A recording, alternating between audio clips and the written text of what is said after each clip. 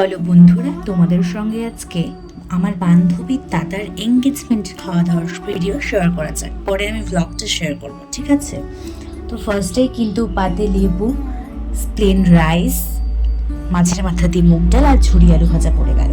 এই কম্বিনেশনটা আমার ভীষণ ভালো লাগে, মানে ডালের সঙ্গে একটু লেবু চিপে আর অল্প ঝুরি ভাজা দিয়ে মুখে চালান করলে একটা স্বর্গসুখ অনুভূত হয় না?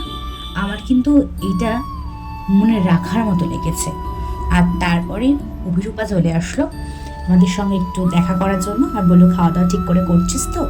এরই মধ্যে পড়ে গেল হচ্ছে দই কাতলা। এটাও কিন্তু খুবই ভালো হয়েছিল। আমি তো দুটো নিয়েছিলাম, আমার এতটাই ভালো লেগেছে।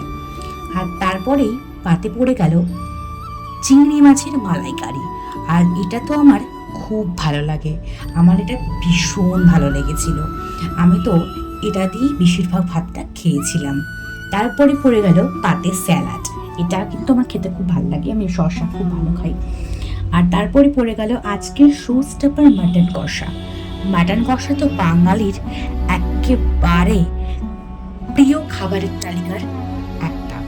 আমার কিন্তু মাটন কষা খুব একটা ভালো লাগে না, আমি জাস্ট ভিডিওর জন্য নিয়ে মুনুকে দিয়ে দিয়েছিলাম। আমি চিকেন লাভার, আমার চিকেন খেতে খুব ভালো লাগে। মাটনটা খাই না করেও একটু খেয়েছিলাম, খুবই সামান্য। তোমাদের মাটন না চিকেন অবশ্যই আমাকে কমেন্ট সেকশনে জানাতে ভুলো না, ঠিক আছে? আবার অভিরূপার মা চলে আসলো, তো তারপরে কিন্তু চাটনি আর পাঁপড় পড়েছিল। চাটনি দিয়ে পাঁপড় খেতে আমার ভালো লাগে বেশ, মানে বিয়ে বাড়ি বা কোনো এঙ্গেজমেন্ট বা কোনো অনুষ্ঠান বাড়িতে। তারপরে ছিল মালাই চপ আর পান্তুয়া।